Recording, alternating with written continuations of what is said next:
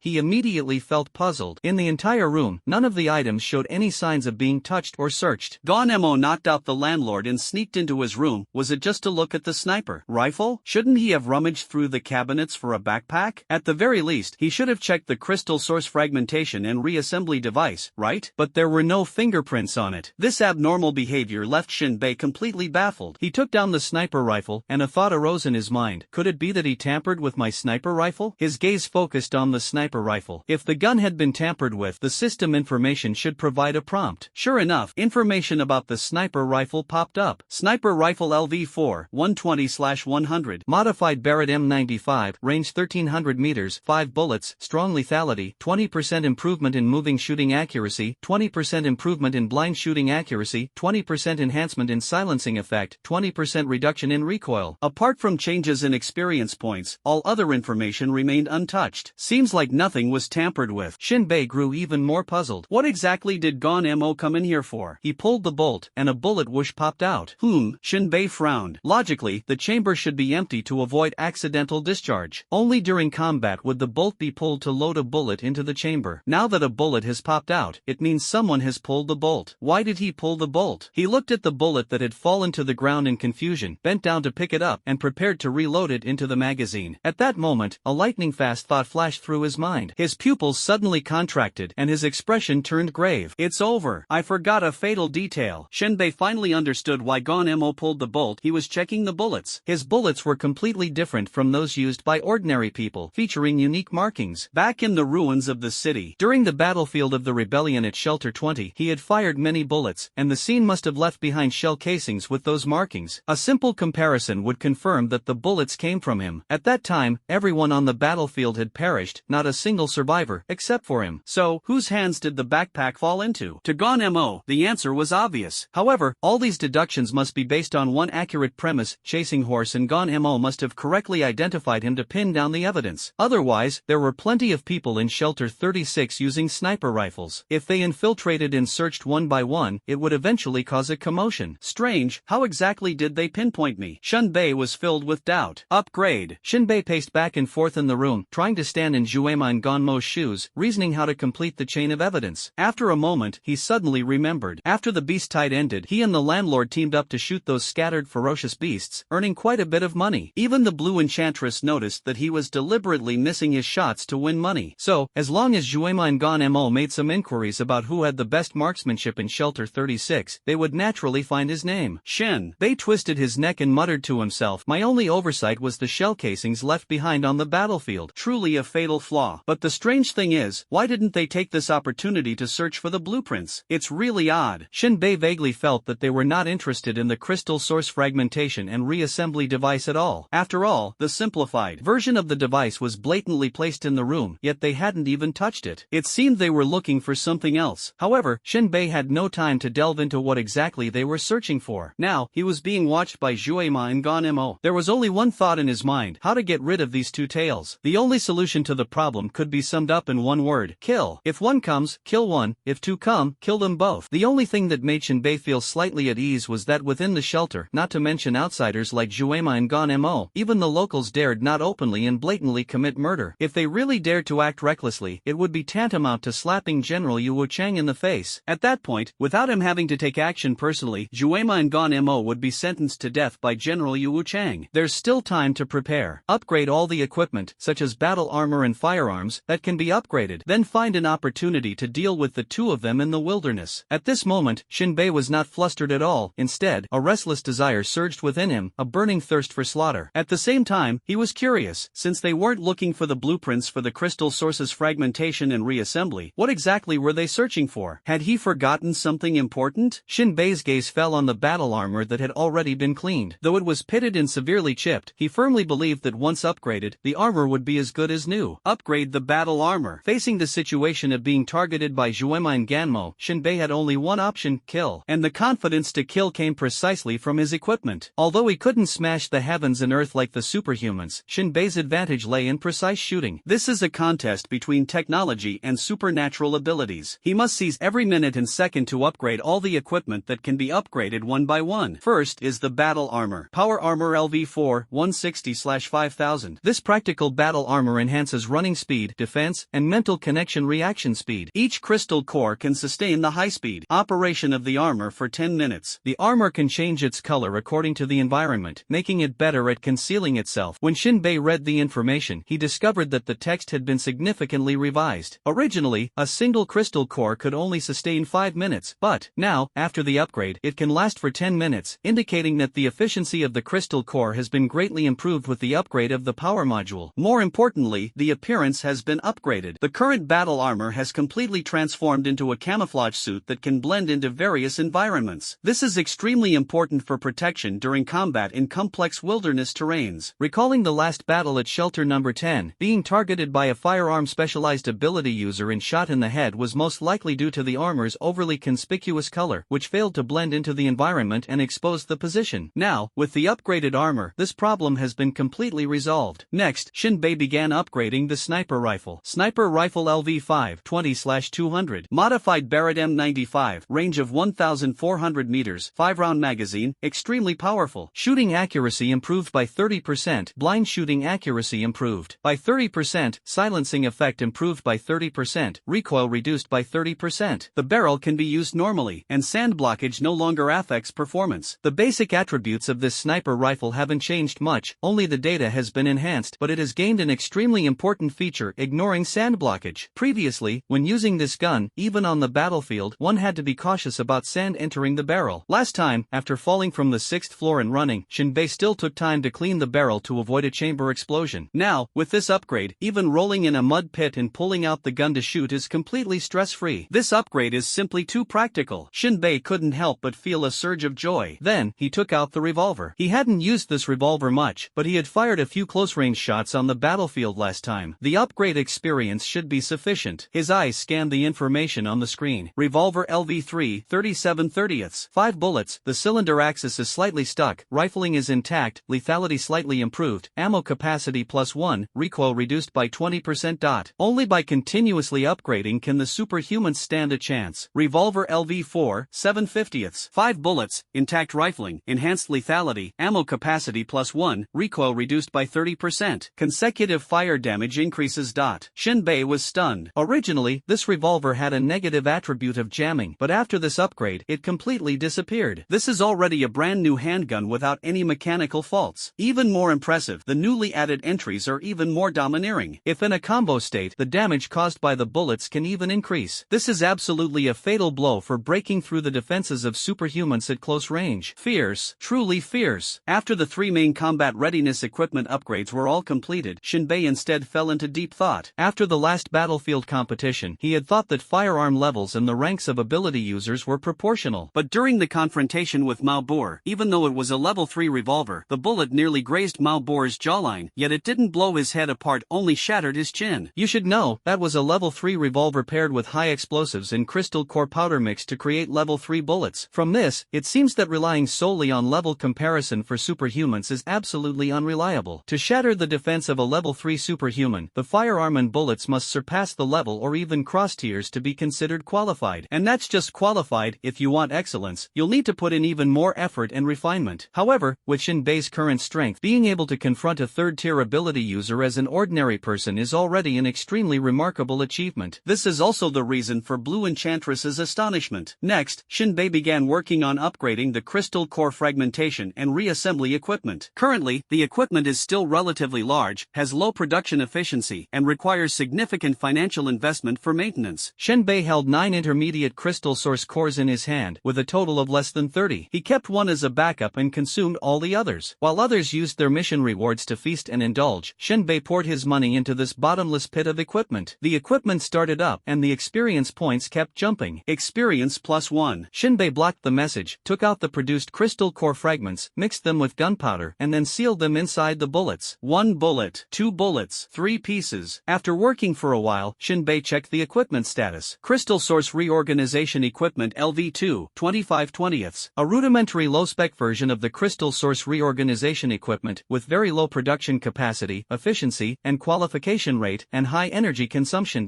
He paused his work and decisively upgraded. Crystal Source Reorganization Equipment LV3, 5/100. A low-spec version of the Crystal Source Reorganization Equipment, with lower production capacity, efficiency, and pass rate, and higher energy consumption.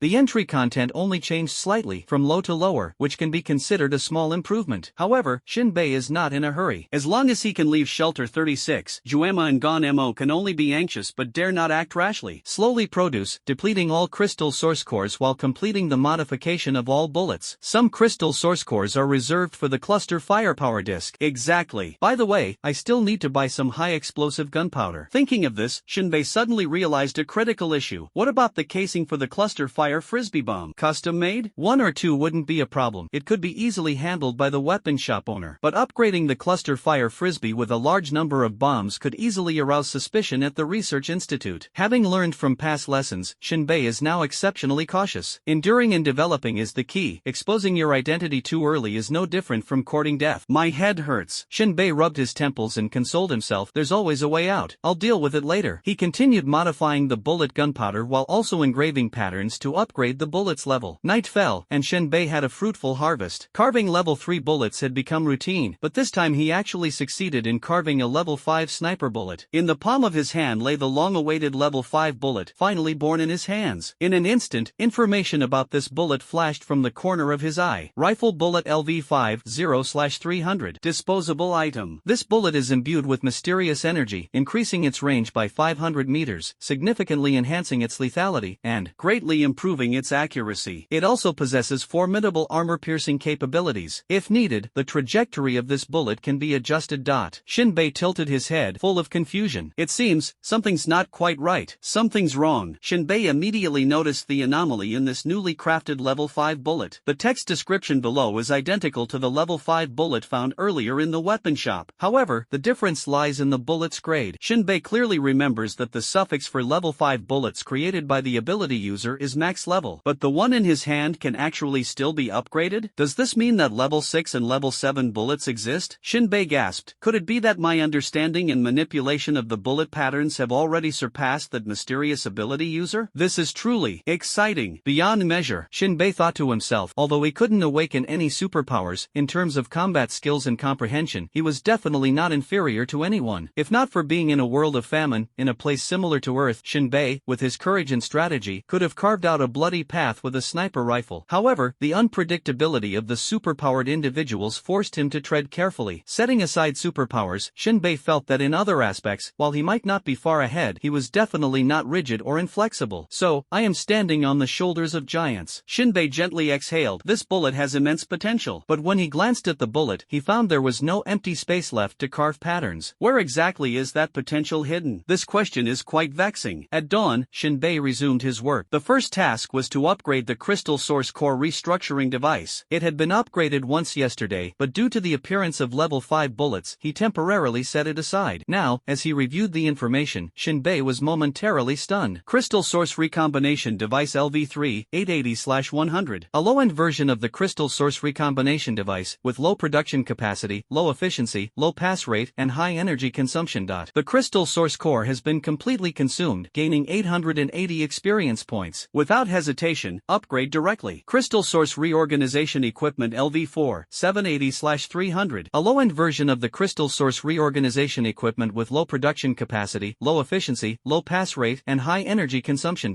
Continue upgrading. Crystal source reorganization equipment LV5, 480/500. A crystal source recombination device with decent production capacity, efficiency, yield rate, and energy consumption. After being upgraded by 2 levels, the original simple designation disappeared entirely. Production efficiency also reached the qualified stage. This means that with the same 10 crystal source cores, only 2 bullets could be configured previously. Now, I can produce as many as 5 bullets. This progress is truly remarkable. Shinbei sighed with emotion, but also felt a bit melancholic. Others squander money like dirt, indulging in food, drink, and entertainment, while I can only chew on meat strips and upgrade cold equipment. No one wants to miss out on enjoying life and desires. But due to the circumstances, Shinbei could only label himself as an ascetic monk. At this moment, he touched his chin and muttered to himself, just 20 experience points away from reaching level 6. Should I go for it? The answer quickly emerged. Damn! Obsessive-compulsive disorder kicking in, must do it. He invested 20 crystal source cores to keep the equipment running, packed the produced crystal source core powder for future use, went out to replenish water and food, then went to the materials store to purchase a batch of high explosives. This stuff isn't classified as controlled items, or rather, when it comes to ordinary people, even General Yu Wuchang doesn't bother to regulate it. The most useless ordinary people are, ironically, the most useful. It's simply the feeling of a spear and a shield. On the way back, they happened to run into Zhuema and Gon Mo, who were leaning against the fence, pretending to be watching the wilderness but actually secretly observing Shinbei's movements. Still here? Shinbei took the initiative to greet them. Gon Mo appeared somewhat surprised and replied, "The task isn't finished yet. I need to stay a few more days." Shinbei responded with a sound of acknowledgement and turned to leave. At this moment, Zhuema chuckled softly a few times and asked, "When are you heading out, young man?" Shinbei stopped in his tracks and said calmly, "Depends on the task schedule. I'm planning to visit the task office tomorrow. Wish you all the best," Zhuema said with a fake smile. Shinbei nodded and left directly. At this moment, the smiles on Zhuema and Gon Mo's faces gradually disappeared. Gon Mo sniffed the lingering scent of Shinbei and rasped, "His blood must be sweet." "Don't talk nonsense," Zhuema stated matter-of-factly. "I've drunk human blood before. It tastes bitter and salty. That's just for you." Gon Mo took out a bullet engraved with patterns and gently stroked it. "I've always been curious, why does Shinbei engrave these patterns on the bullets? Just out of boredom." Zhuema leaned over the railing, letting all his weight rest on it. "We'll be able to complete the mission very soon. As long as Shinbei leaves the shelter, everything will return to our control." "Tell me," Zhuema asked, looking up, "where did he throw the briefcase?" Chasing Horse smacked his lips, understanding in his heart that what they were looking for was not the blueprint for the crystal source's fragmentation and reassembly. That was just a cover. The truly important thing was the leather bag. The leather bag was the priceless treasure. It could enable Shelter Number 10 to possess a fearless, utterly obedient combat unit that would follow orders without hesitation, even if it meant jumping into a pit of fire. It must have been lost. I sneaked into Shinbei's room and couldn't detect the scent of the leather bag at all. Gon Mo watched Shinbei's figure gradually fade into the distance, the corners of his mouth slightly upturned, and continued, "But one thing is certain, the location where it was discarded is inside his mind." Ha! A mysterious glint suddenly flashed in Zhuema's eyes. "This time it's my turn. I prefer prying open other people's heads." Back at the rental apartment, Shinbei eagerly began upgrading the crystal source core equipment. Crystal source reorganization device LV5 0/1000. This crystal source reorganization device has decent production capacity, efficiency, and qualification rate, with moderate energy consumption. New feature: it can mix crystal source core fragments with steel to manufacture various types of shell casings. Note: missing containment module, shaping module, and fusion material, true spirit element.